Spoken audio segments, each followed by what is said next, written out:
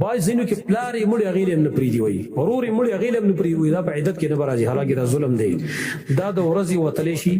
د ورځې د ضرورت په بنا باندې د خپل کارونه کولای شي خپل ضرورت پوره کولای شي د چا ملاقات ترې شي لیکن دومره د چشپو بل ځکه نه کوي مثلا کې زمونږ پښتنو کې خاص کر ډېر غلط رواجونه دي او غلط رسمونه دي زه د هغې په حوالې سره لږ وضاحت کول غواړم کله چې زنانه د هغې خاوند وفات شي نو د هغه چې کله حامله نه وي ماشوم د هغې په خېټه باندې نو د هغې عدت 4 میاشتې او 10 ورځې دی دې 4 میاشتې او 10 ورځو کې شریعت دا دې ته څه وایي شریعت دې ته دا وایي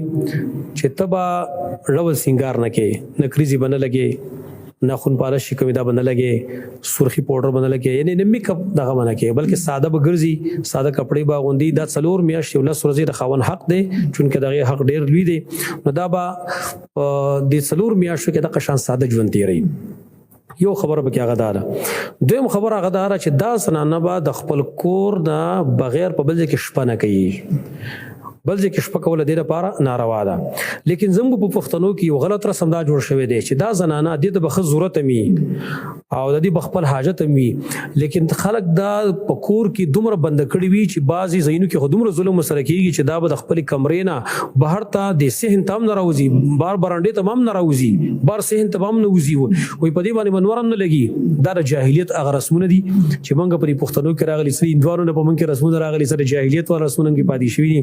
حال دا چې شریعت پرې کې دومره پابندي نه لګوري پابندي دا لګوري چې ډول سنگار باندې کې په دې عدت کې باندې کال بل څه سره نه کوي په دې عدت کې بدا شپه بل ځای کې نه کوي پاتې شو د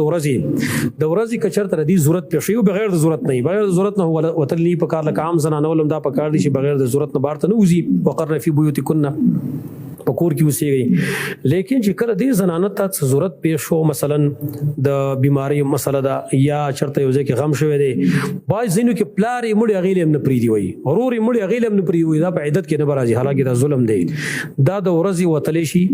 د ورځې د ضرورت په بنا باندې د خپل کارونه کولای شي خپل ضرورت پوره کولای شي د چا ملاقات ترې شي لیکن دومره د چشپو بل ځکه نه کوي او په دې باندې پوره تفصیل کڅو ګوري ډېر خلکو ته مثلا ناشنا ښکار کیږي پوره تفصیل ګوري امام طحاوی رحمه الله دا کتاب د شرح معنی الاثار پای کې هغه پوره تفصیل په دې باب کې لیکل دي او د صحابه کرامو آثار په دې باب کې نقل کړي کله عمر بن الخطاب رضی الله عنه د زید بن ثابت رضی الله عنه د عبد الله بن مسعود رضی الله عنه د عبد الله بن عمر رضی الله عنه د دې صحابه کرامو نه نقل کړي دي چې کوم زنانه خاوند وفات شي نو دا د ورځې خپل ضرورت لپاره وتلې شي غم خادي تللی شي هسپتال تللی شي د چا تپوس تللی شي خو دومره د شپه وبل ځکه نه کوي یو استراری حالات ته استراری حالات کې خو بیا شپم بار کولای شي مثال په ایمرجنسي پیښه شو هسپتال ته لاړه او هسپتال کې په داخله کلنه خو به مجبوری ده او فتقوا الله ما استطعتم خبره ده الله نه یره کوئی څومره چې پساس وسرسي